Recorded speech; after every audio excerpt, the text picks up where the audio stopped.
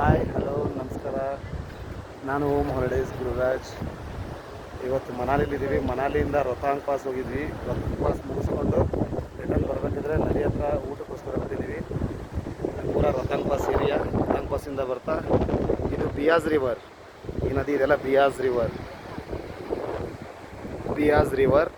ಮೇಲ್ಗಡೆಯಲ್ಲಿ ಹಿಮಾಲಯ ಪರ್ವತ ಕಾಣ್ತಾ ಇದೆಯಲ್ಲ, ಹಿಮ ಕರಗಿದ ನೀರು ನದಿಯಾಗಿ ಹರಿಯುತ್ತೆ. ಇದು ವ್ಯಾಸ ನದಿ ಅಂತ ಕರೀತಾರೆ. ನಮ್ಮ ಕ್ಲೈಂಟ್ಸ್ಗಳೆಲ್ಲ ಊಟ ಮಾಡ್ತಿದ್ದಾರೆ ಇಲ್ಲಿ. Madam hi. ಚೆನ್ನಾಗಿದೆ ಮೇಡಮ್ ಊಟ?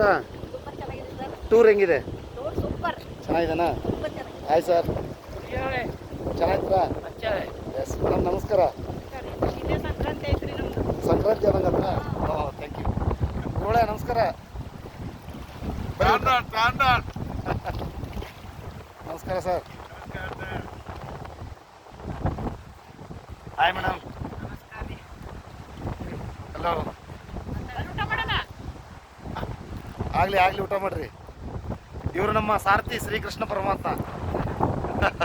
ಕುಲ್ವಿಂದರ್ ಸಿಂಗ್ ಅಲ್ಲ, ಆಂಜನೇಯ ಅಲ್ರಿ, ಶ್ರೀಕೃಷ್ಣ ಸಾರಥಿ.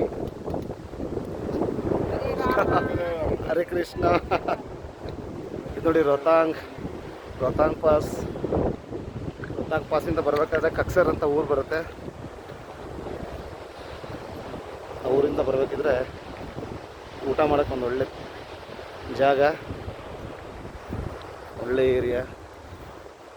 ವಾತಾವರಣ ಕೂಡ ತುಂಬ ಚೆನ್ನಾಗಿದೆ. ಡೈಲಿ ನಮ್ಮ ಕ್ಲೈಂಟ್ಸ್ ತುಂಬ ಎಂಜಾಯ್ ಮಾಡ್ತಿದ್ದಾರೆ. So beautiful. ಭೂಮಿ ಮೇಲಿನ ಸ್ವರ್ಗ ಕೂಡ ಹೌದು ಇದು.